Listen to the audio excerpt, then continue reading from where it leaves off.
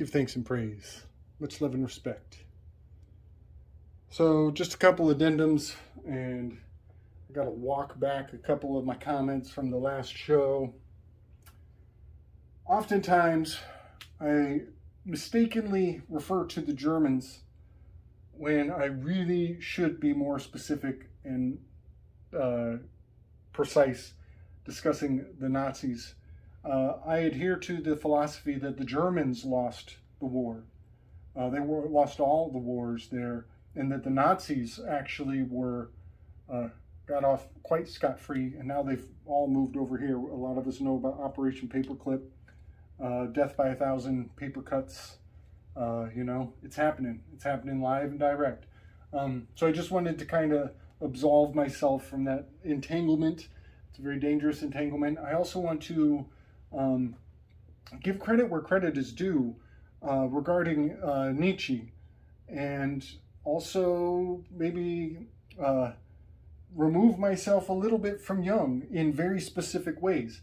Nietzsche was all about empowering the individual.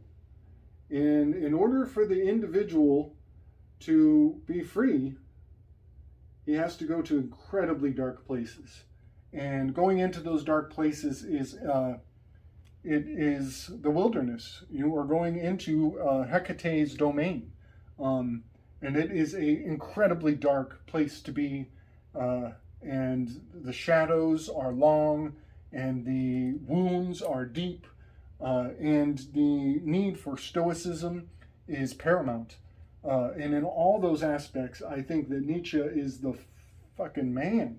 I need me a hammer. Give me a hammer. Where's my fucking hammer?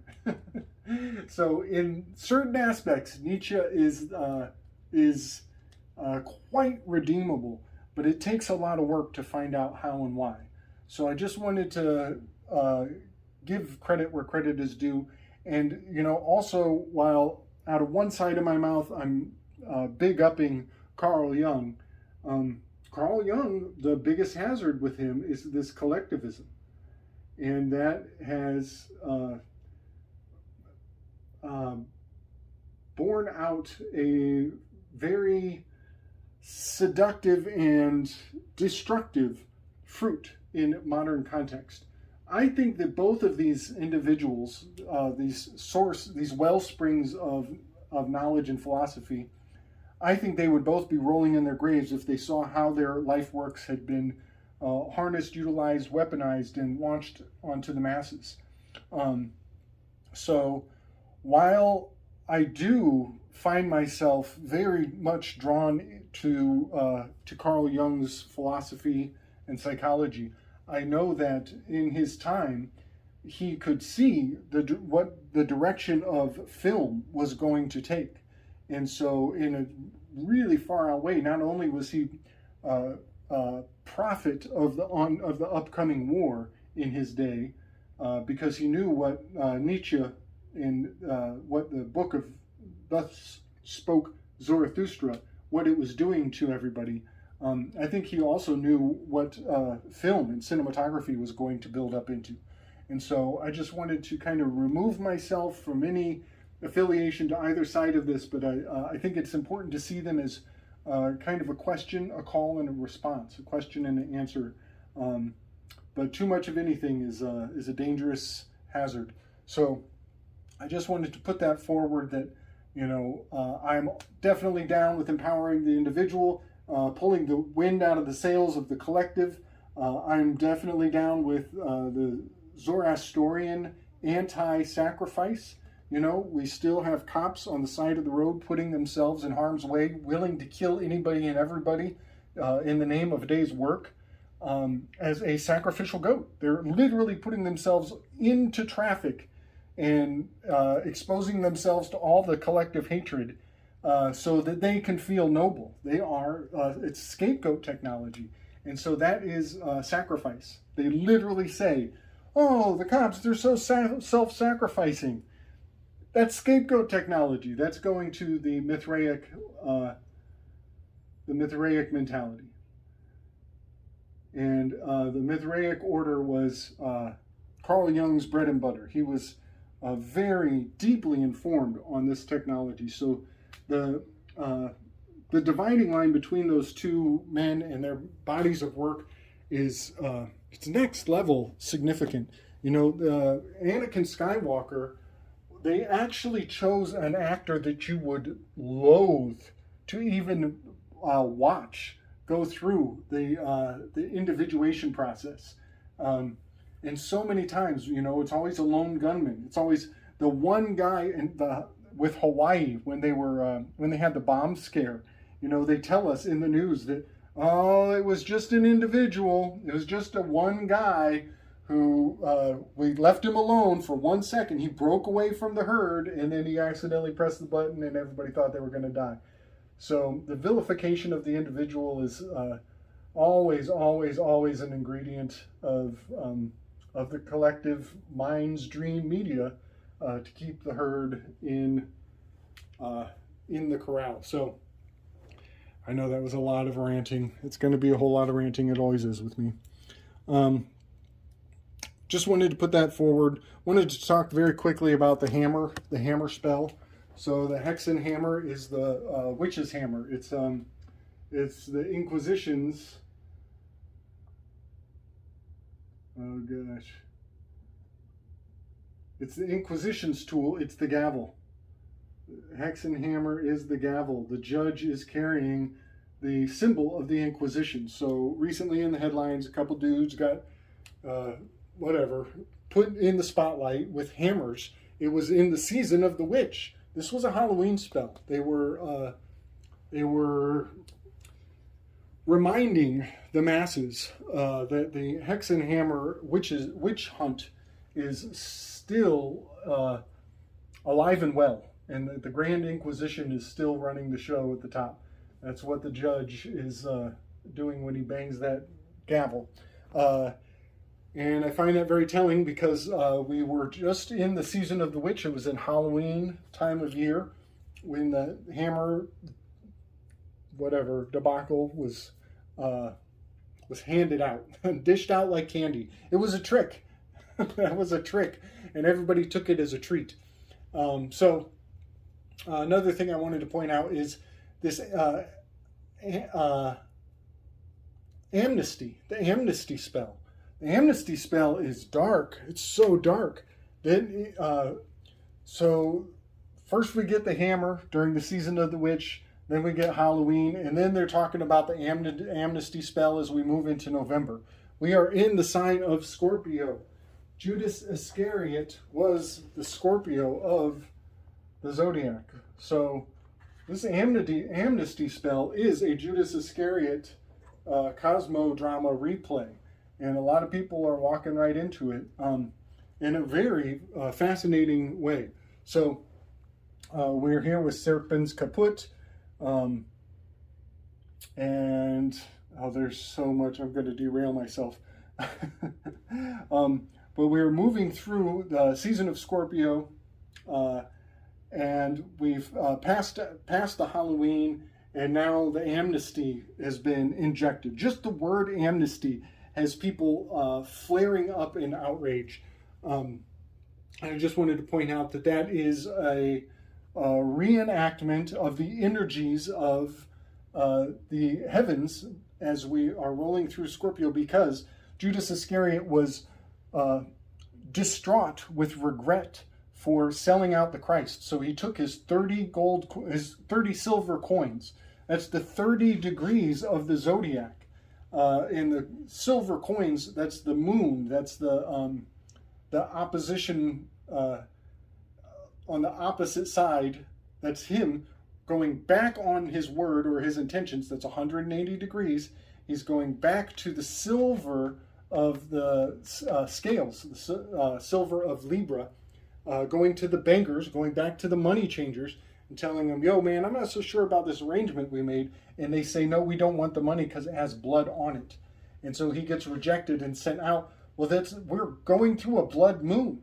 This moon is going to be a blood moon. We also have Mars going retrograde. There's all of this going back on the order of things. This reversal is absolutely in play.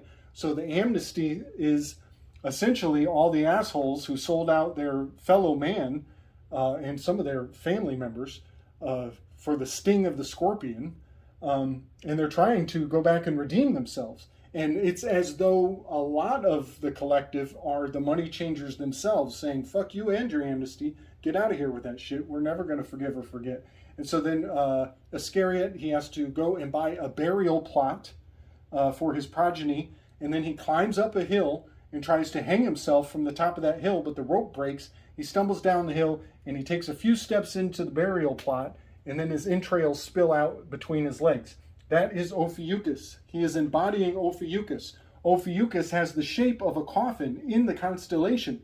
That is the burial plot, the coffin of Ophiuchus. It's also the casket that Set tried to get Horus to lay down in. The whole burial plot is Halloween.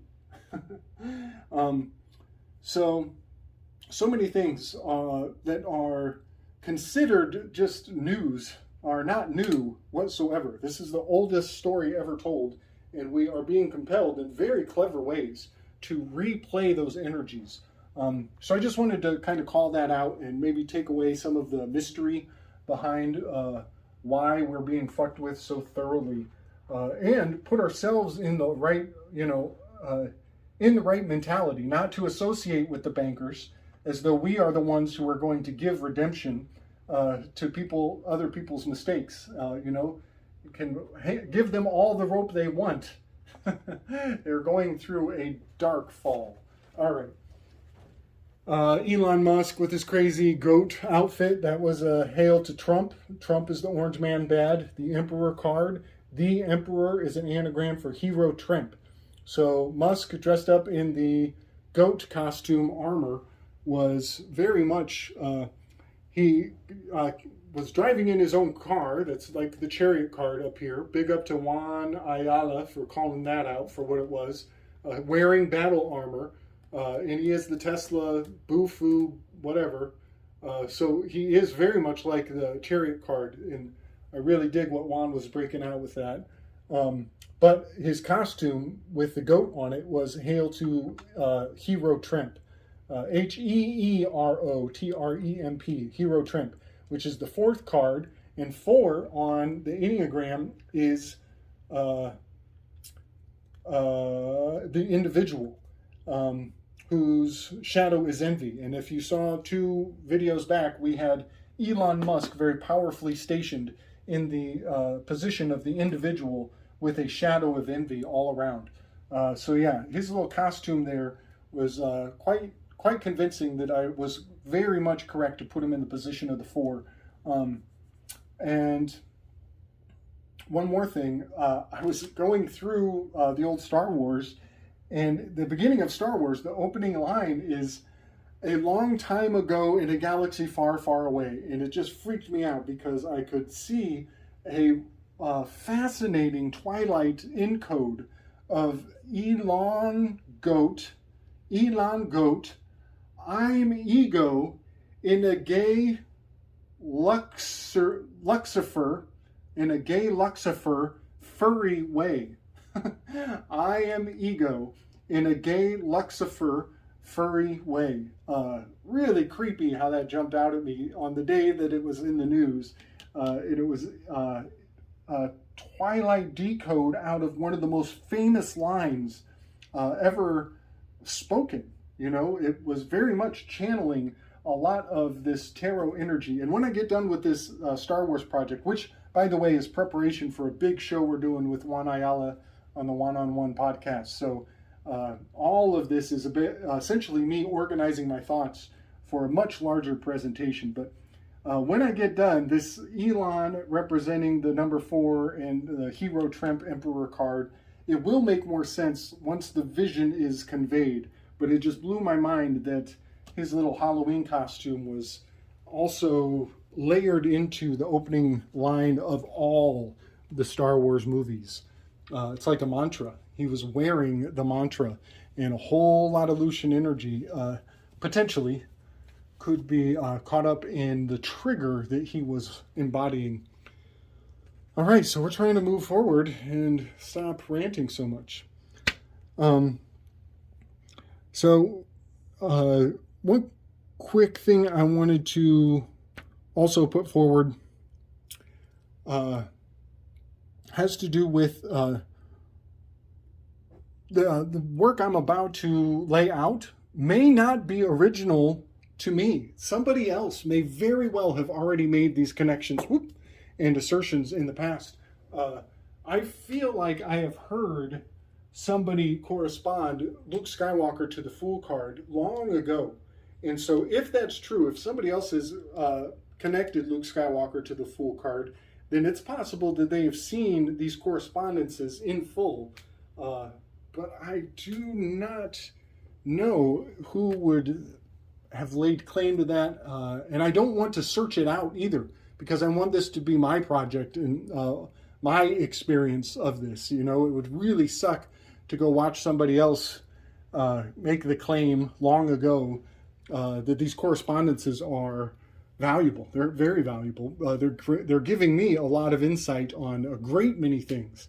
But it is possible that this is not, that this has been discovered before. I'm having a Christopher Columbus illusion, as I'm quite convinced that this is a one-to-one perfect match. I may have made some mistakes in here, but I'm quite sure there's a lot of value to seeing into the origin of the archetypes that were infused into the collective through Star Wars. Okay, so I'm going to get going here. It's really difficult to stay linear, but let's just start with a Fool card. So it's obviously Luke Skywalker. Luke Skywalker. And I mean, the name, Skywalker, it tells you, oh my gosh, I'm already out. It tells you about the Fool card. He's walking over the original Fool card.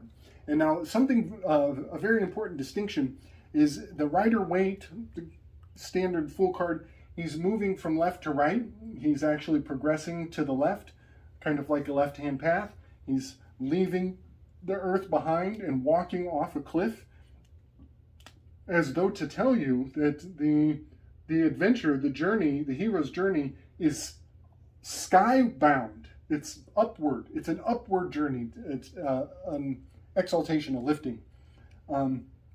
And his carefree nature, all of it in the original Rider-Waite has a forward progression.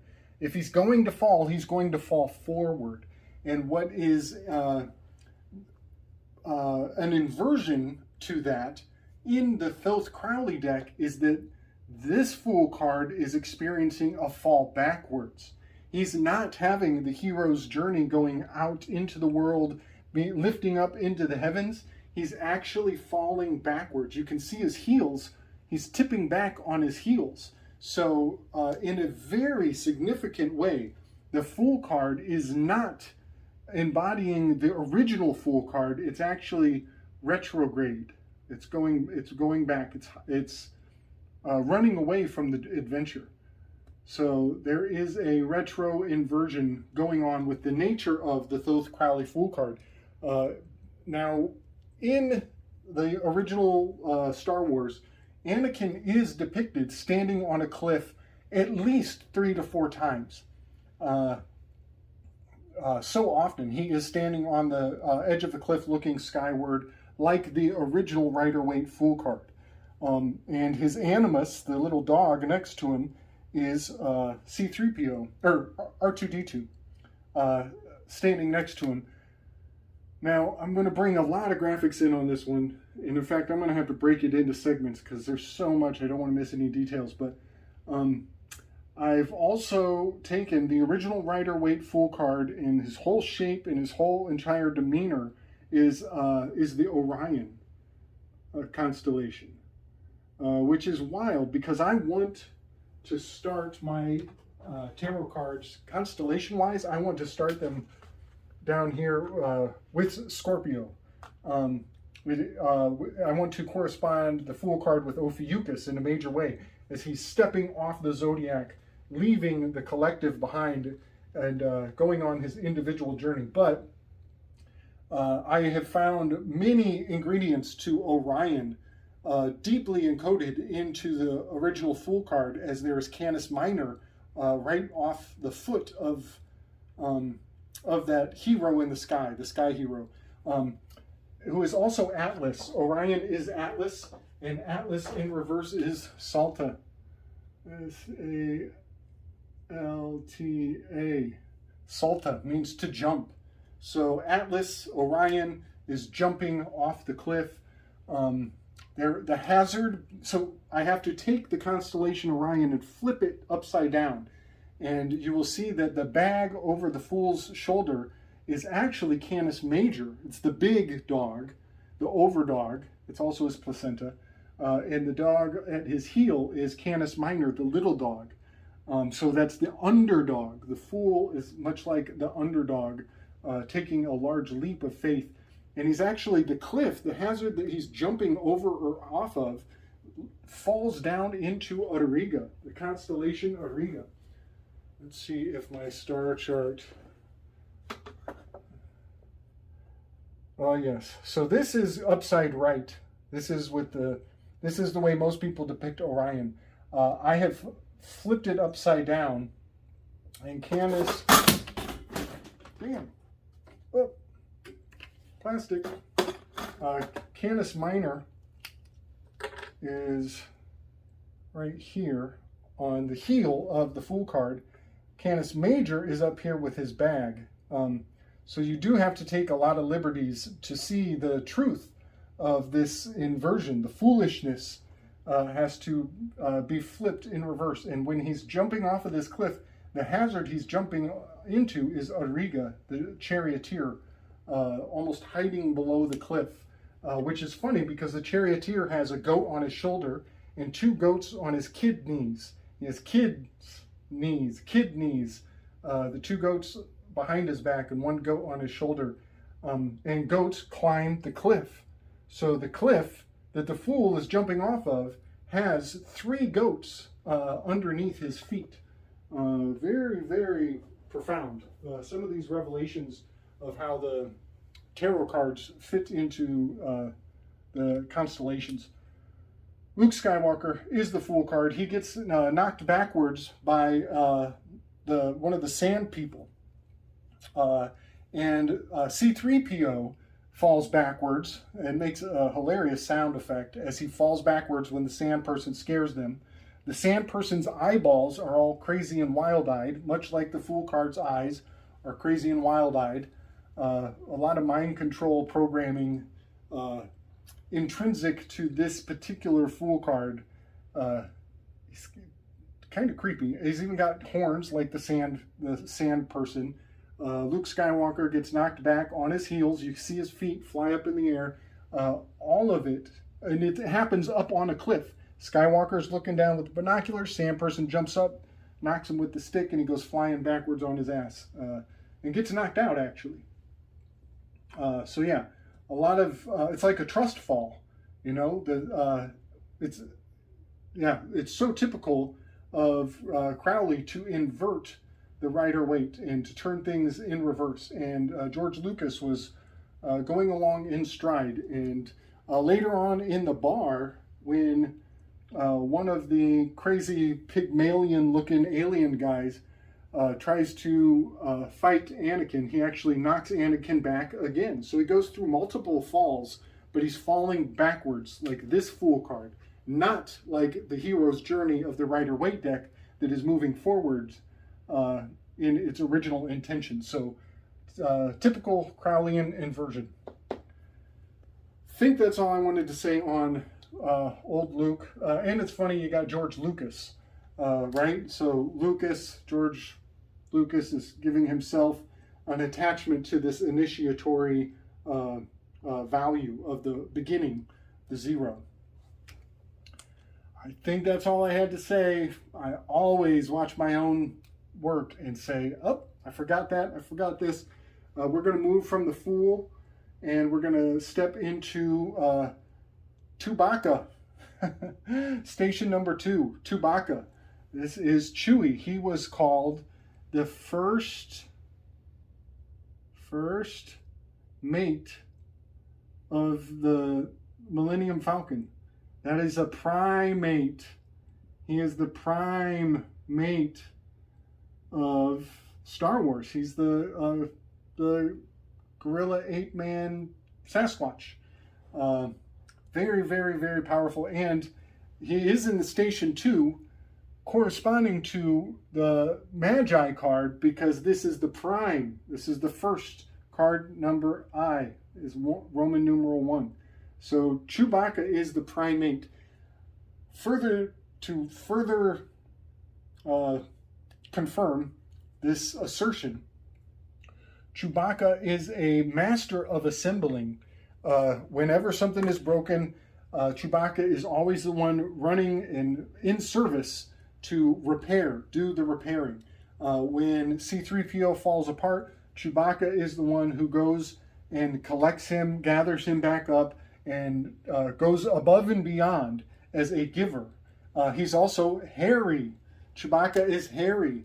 I'm going to be doing some degree of relating not only the tarot card to the Star Wars character, but we will also correspond them to their Greek mythological relationship. So Chewbacca is the first mate. He's the primate. He's hairy. He's the giver. He's the one who's always can't give enough.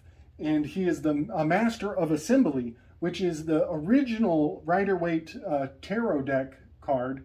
The Magi has a table full of ingredients, one of which is a golden chalice or a golden cup, much like Chewbacca repairing C-3PO's head and putting it all together.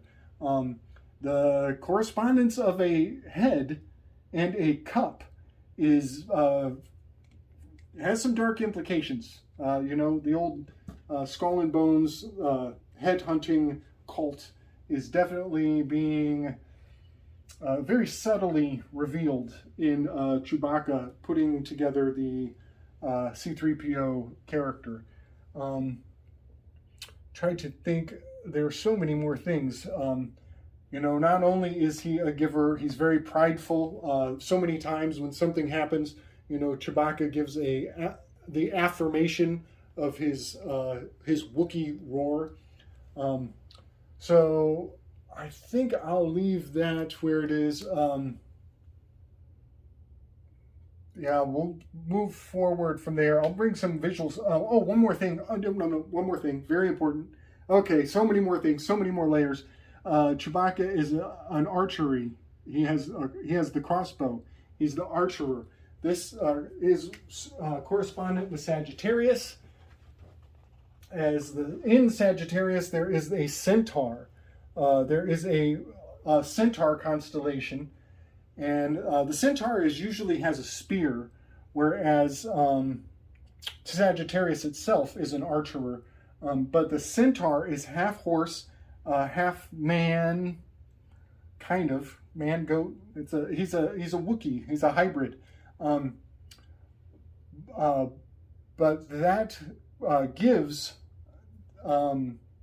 the Magi card is correspondent with Sagittarius, and the Wookiee Chewbacca having archery as in his arsenal very strongly puts him as this sage Guitarius. And I do believe there's something really beautiful about the Wookiee culture that is very sage-like. I'll just say that. I'll leave that open-ended. Let's see.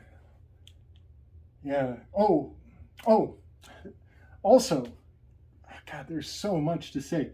Also, Chewbacca is always bound up. He's getting trapped, locked in cages.